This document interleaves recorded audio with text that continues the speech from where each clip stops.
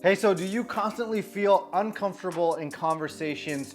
You can't shake that awkward feeling, you're in your head, you want to leave, but you're still half in, half out, and you can't connect with the other person. So if that's something you experience, stick around because in this video, I'm going to share with you a really key mindset here that's going to really unlock this. A key mindset that's going to allow you to really settle into conversations so that you can actually develop a connection. Okay, so let's get into this right now.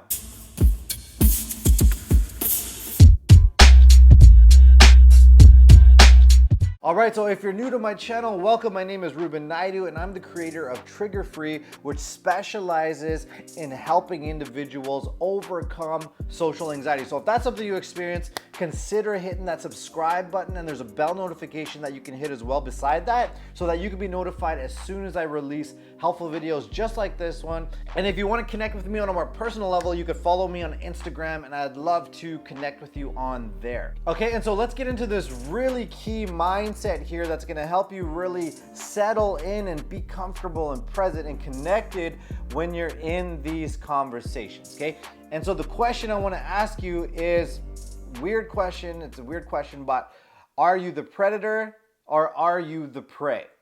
Okay, so if you think about, we look in nature, okay, the predators are the animals that are proactive in getting their needs met.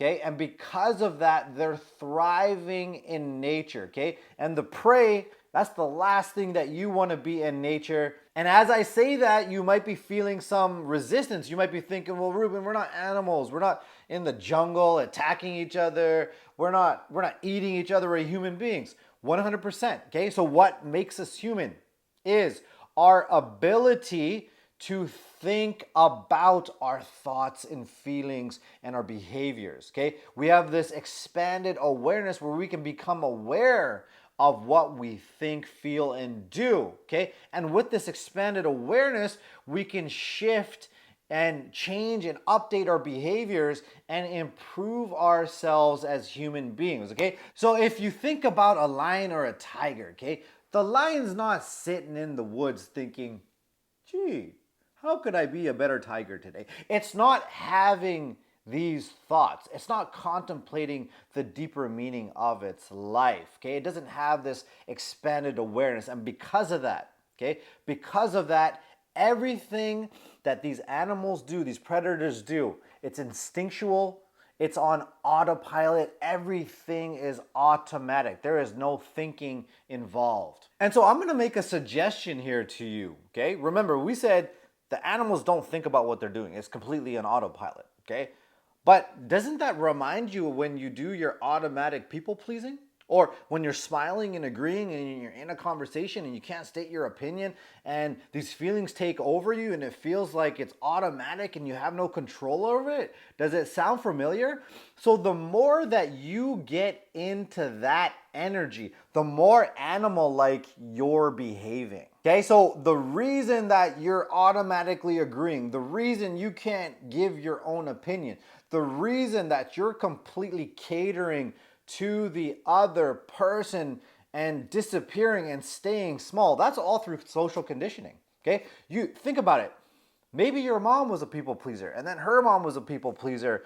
And this social conditioning, it happened through your childhood programming, but then it's been passed down through the evolution or through the generations. And this is evolution at work here, okay? So the more that you play into this automatic people pleasing, smiling and agreeing, being completely uncomfortable and not being yourself, okay, the more animal-like you become. Now, what drives this deep inauthenticity when you're in a conversation, okay? You're staying small, you can't show up fully as yourself, can't give your opinions, smile and agree even when you don't. These types of behaviors, what drives that entire dynamic, okay, is trying to meet inauthentic needs. What are some examples of these inauthentic needs?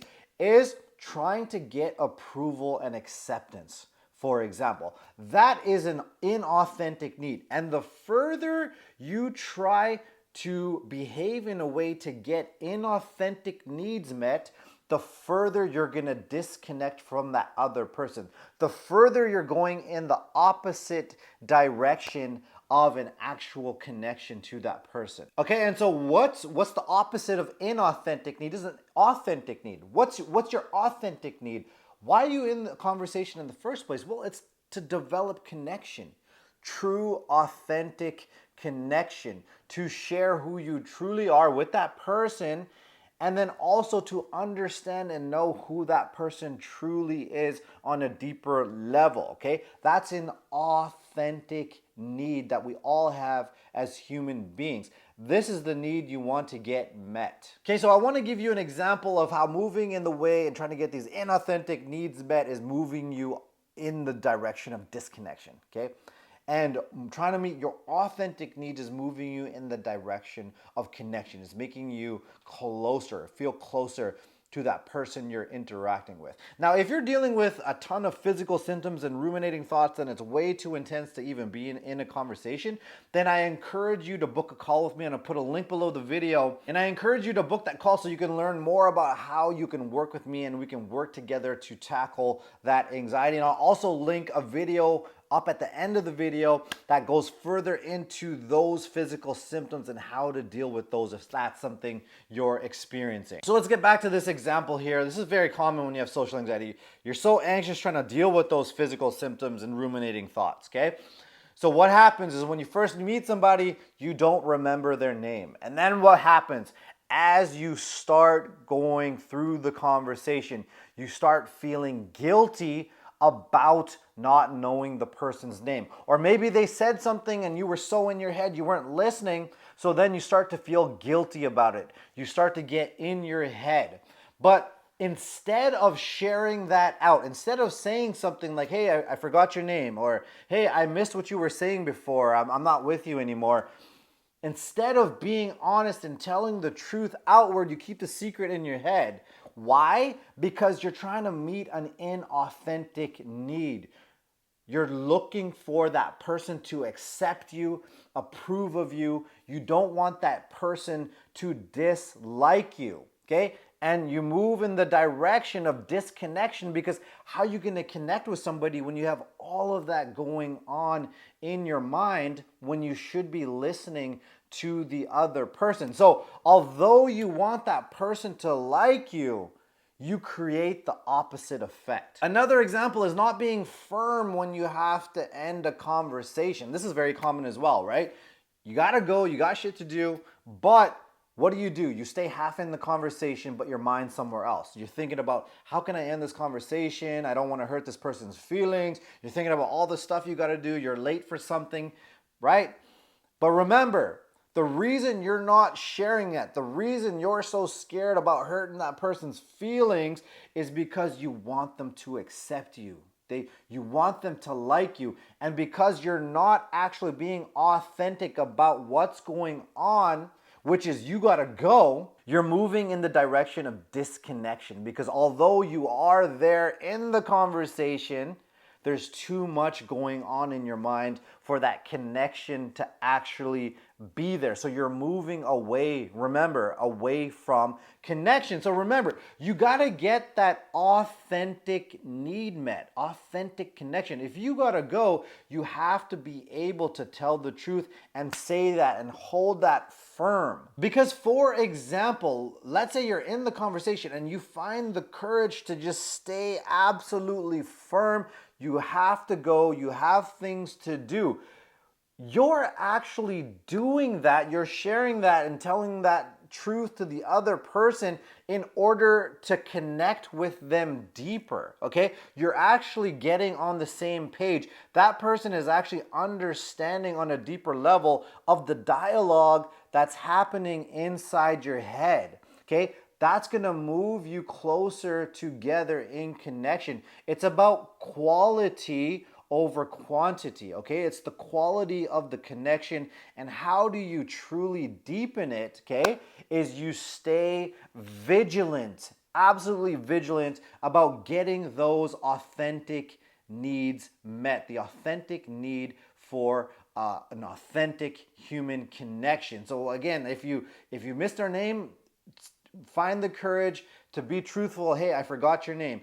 If you miss something they said and you're not with them anymore, be honest and truthful about it and tell them that you missed that so that they can re-explain or clarify that thing so you're truly understanding and getting onto the same page. And then again, you're moving into connection together. So then when you leave the conversation, because you do it with intention and you make a conscious decision to, okay, you leave the conversation, but you leave that conversation feeling close to the other person instead of worrying, what does that person think about me? They must have caught on to the fact that I was in my own head. I wonder if they actually like me. They must not like me anymore. Then you got to be on edge seeing that person around the office or whenever you see that person again. Or maybe you're leaving the conversation beating up on yourself, okay? Do not play into this game, okay, of meeting inauthentic needs. Okay, so to sum this up, I want to ask you again, are you the predator or are you the prey? Okay, do you really want to be that person that roams around with the pack automatically, automatic responses, everything's on autopilot because of generations and years and years and years of social conditioning? Or do you want to be a more evolved, okay, more conscious, present, loving, connected human being? Okay, you will evolve into a higher conscious being, so you develop into a new type of animal, okay? And that's the beautiful thing. All right, so get out there, go get those authentic needs met, move in the direction of connection, not disconnection, okay? And so I encourage you again to book that call so you can learn more about how you can work with me. And then here's that other video here about the physical symptoms and the ruminating thoughts, if that's getting too intense for you and you really can't even be in a conversation because the symptoms are too intense, okay? So thanks for watching and I'll see you in the next video, all right? Peace out.